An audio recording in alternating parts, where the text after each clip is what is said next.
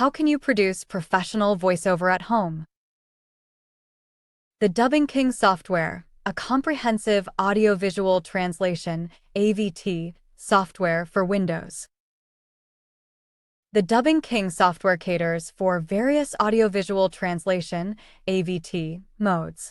It is used for subtitling, translation, and the dubbing processes.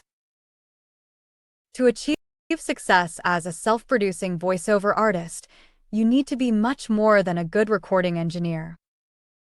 Do you have a great voice? Maybe you're not the world's best singer, but you might still have a good speaking voice. Couple that with a home studio, and you could consider a sideline as a self-producing voiceover artist. Making money as a voiceover artist used to mean living in a big city, mailing out demos, and sitting in traffic in between auditions. As with the music industry, though, affordable recording gear, home studios, and the broadband internet have reshaped the job. A work-at-home mom in Manchester can record a phone greeting for a travel agency in Rome. An actor in New York can narrate a video for a tire company in Russia.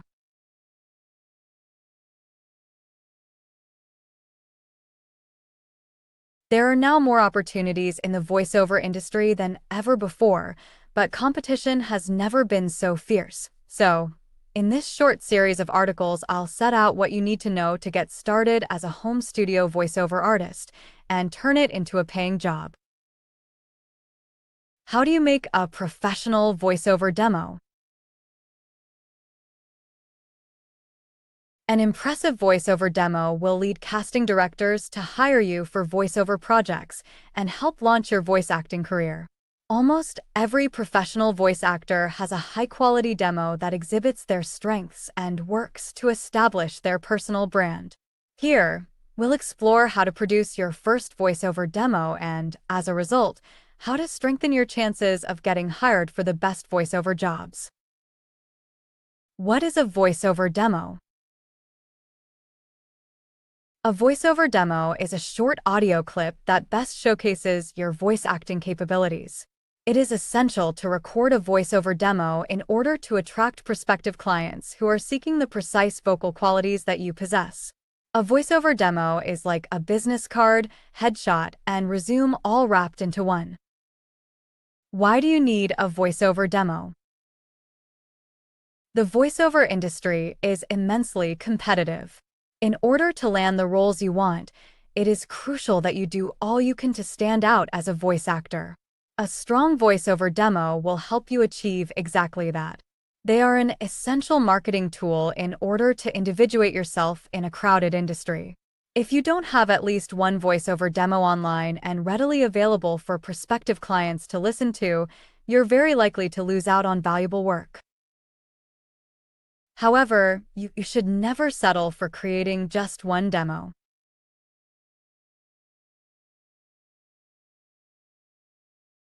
The truth is, when you offer several samples of your work through a variety of voice acting demos, you set yourself apart from others and give clients a sound to remember you by and allows you to demonstrate your versatility as a voice actor. In some cases, a demo can also serve as an audition for a job, although the majority of clients will incorporate script excerpts into their voice-over job postings that they will request applicants read as part of their audition. What is the ideal duration of a voiceover demo? Your voiceover demo can range between 30 seconds to 5 minutes, depending on the type of demo. However, the ideal length for a demo that features multiple spots is 60 to 90 seconds, so that the listener has ample time to appreciate your voice and what you can pull off. Anything shorter than 30 seconds runs the risk of not granting you enough time to fully demonstrate your capabilities. In terms of understanding when demo length should vary, consider that commercial demos that showcase your skills performing radio and television ads should last around 1 minute. However, an audiobook demo will likely be longer, up to 4 or 5 minutes, in order to demonstrate your ability to stay in character for extended passages in a story, or possibly to provide voices from different characters in a section of dialogue. It makes sense to settle on a shorter demo, however, If you're not planning on recording a compilation of spots and instead hope to portray a compact read of a 30-second commercial. If you plan on uploading your demo to an online marketplace, you might want to keep it within the 1-minute margin, which equates to about 1 megabyte MB. A 1 megabyte file loads considerably fast and sounds crisp. Your goal is to get as many people as possible to press play and listen to what you can do. Sample demo structure. A standard demo that's a minute in length should include about 5 spots, which are between 5 to 15 seconds in length, give or take. Here's a blueprint for a standard 60-second demo. Spot 1, 15 seconds. Spot 2, 15 seconds. Spot 3, 10 seconds. Spot 4, 10 seconds. Spot 5, 5 seconds. Working with short attention spans. Why should most demos be 30 to 60 seconds long? Well, most people, including your prospective clients, have shorter attention spans now than they used to. These diminished attention spans are then exacerbated by the fact that clients are skimming through numerous auditions in search of the right voice for their project. If your demo doesn't grab your listener immediately, the opportunity is lost. You want to instantly grip your prospective client's attention and keep it firmly in your grasp, while succinctly demonstrating all that you're capable of doing. If you ramble on for a long time, your listener's interest will wane. As a result, you lose out on being noticed and contacted for an audition. The skill to communicate in such a way that the listener both cares about what you're saying and is able to retain the information and act upon it is the primary goal of a good voice actor. You're battling for space in the listener's minds.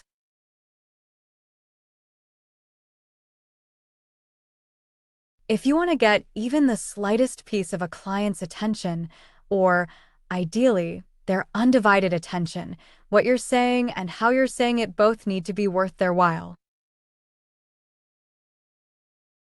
How should your ultimate voiceover demo turn out? There are 2 main priorities in voiceover work: the message that you're being asked to convey, and invisibility, by which I mean you never want people to notice your voice. This might sound counterintuitive. After all, why not make your voice sound great? Well, you need the listener to focus on the message your client is paying you to get across, rather than your voice itself, so it needs to sound natural.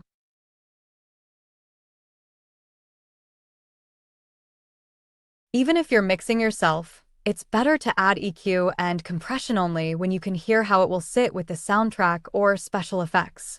Ultimately, it comes down to knowing what your voice will be used for and making a judgment. Why the difference in approach? Lots of my e-learning and corporate jobs are done for production houses that will be adding other voices to the mix. Ironically, if I record my voice via a great mic and preamp and add some nice processing, it can end up standing out from the other voices, drawing attention to itself. The production house will see this as me causing them a problem, even though my recording sounds better than the others. What types of voiceover demos can you create? There's no limit to how you can apply voiceover. There are countless avenues of work in voiceover that you can pursue and record voiceover demos to showcase your skills in. Here are some other fields that may be of interest to you. Live announcement voiceover. A multilingual demo showcasing the different languages you speak. Celebrity impressions. Emotion-oriented demos, showcasing your ability to read in different vocal styles. Tour guide for places of interest, local attractions, and museums. Age-specific voice demos. Movie trailers. Jingles and musical work. Digital video ads. If you're interested in any of the aforementioned areas and would like to hear what a well-produced demo for any of them can sound like, peruse the demos on the voice acting profiles for some inspiration. Once again, and this cannot be stressed enough, avoid the prospect of copyright infringement by using fictitious movies, names, places, etc. Now that you've got a sense of what it takes to record a demo, as well as the kind of demo that will show off your range and make your voice shine, it's time to talk about what it takes to actually record your voice. How do you create a professional voiceover at home by yourself? One head, many hats. You start off each job as a producer, consulting your client and getting briefed on the project at hand. Then you become an engineer, dealing with recording gear and software, setting the mic position and levels. Next, you step up to the mic as an actor, bringing the script off the page and connecting with the listener. Meanwhile, the director in you sits behind the metaphorical glass, making sure the actor doesn't mispronounce a word or stumble through a passage of text. Then you're an editor, cleaning up the best take and sending the resulting audio to your client. You need to be able to perform all of these roles to a high standard, and the better you are at each, the more your business will prosper. The producer. If you're at all uncertain about clients' expectations, whether about the performance or about technical and organizational issues such as file formats or payment procedures, save yourself time and a headache by clearing up all doubts beforehand, and don't hit the record button until your client has given you the green light by email. With that sorted, you can more easily don your other hats and get on with the job. The engineer. The engineering role will probably be the most familiar to regular SOS readers, and the issues of technical quality for digital audio in voiceover work are no different than they are for any other recording session. The key difference is that some clients will expect you to deliver 48 kHz files instead of the 44.1 kHz ones that are usually used in the music business. The 48 kHz sample rate ensures that there's an integer number of audio samples for each frame of a standard 24 or 25 frames per second video recording. As the engineer, your key job is to select and set up the recording space, choose and position the microphone, set levels, and make sure you're recording a good, clean signal at a healthy level. Like music, the louder the signal you want to record, the less audible the noise floor, but you don't want to have to speak louder than sounds natural, and you don't want to overcook things when tracking. Any distortion will be very noticeable on an exposed voice part, and an otherwise great take with digital clipping won't be acceptable. If you notice clipping only when you start editing, software clip restoration tools might help to make the take usable, but it's not going to be perfect. Remember that although you may have needed to record hot on analog tape and older 16-bit digital recording systems, modern 24-bit AD converters can accommodate a much wider dynamic range, so you no longer have to track so loud. You can leave much more headroom. Finally, as you complete more work, you can end up with a lot of different files from your projects. So good housekeeping of your sessions and recordings is a must.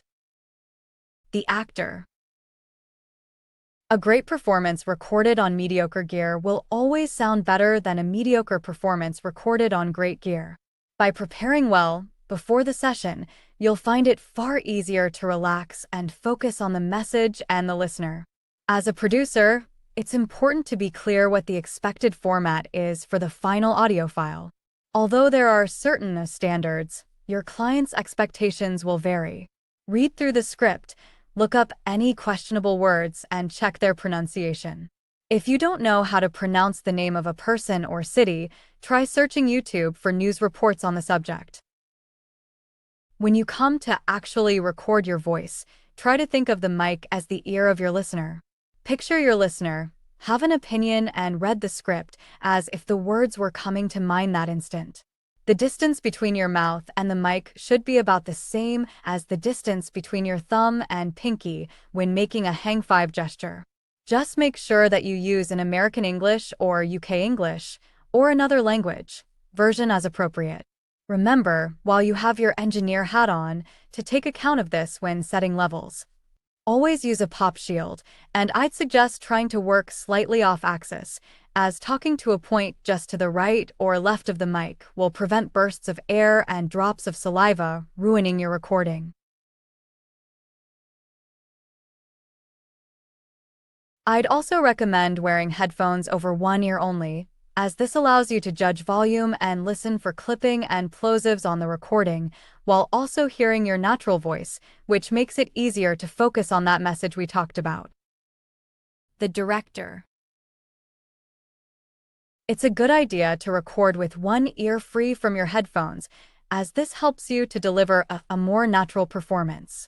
When recording solo, I find the role of director the hardest to play. How can you lose yourself in the moment if you're on the lookout for mistakes? If you stop each time you mispronounce a word or use the wrong intonation, your spoken word recording will sound choppy and unnatural. It's for this reason that I'd recommend to record each job twice. The first time, you push the director out of the room and focus on the message. If possible, you even let the soundtrack of the video you are narrating play quietly in your headphones, and you don't stop for mistakes any more than you would if you were telling a story to a friend.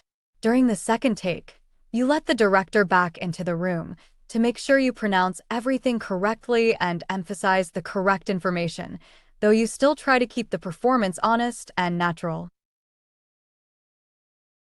Because you've prepared properly, the first take is often the one you end up editing and sending to your client. The second is simply there as a safety net, in case you need to replace any mistakes while editing. It's much better to capture such drop-ins during the same session as the main performance, as you can be sure that the mic will be in the same place and your voice will have a similar character in both takes. The editor. As editor, you need to turn the raw recording into the final version of the file you'll be sending to your client. Editing during a recording session can be problematic, and particularly so if you're recording in a domestic environment. How can you expect to hear the drone of the dishwasher, ruining your recording if the dishwasher is still running as you edit? You'll look in more detail at setting up a voiceover recording studio next time, but for now, if recording in a separate room or isolated booth isn't an option, at least try to edit the file the following morning, or maybe at night, when there's less noise around, because hearing your recording with a fresh ear and in a quieter environment will help you to make better editing decisions, and will reveal noises that slipped your attention earlier. Background room sound. A better, more natural-sounding way to clean up a voice recording, though, is to paste in strips of silence that showcase your home studio at its best. To do this, wake up early, i.e. when your house is quiet, turn on your gear and set your levels for a normal job. Then record a full minute of silence at whatever bit depths and sample rates you're likely to be using. Repeat this process for each different mic you use, and save each file in a folder titled Room Tones, or something similarly suitable. And finally, congratulations! You should now have a finished voiceover recording. Save a final copy with the extension _master, and use this version to save another copy in the format requested by the client. But don't think your job is done when you hand everything back to your producer self.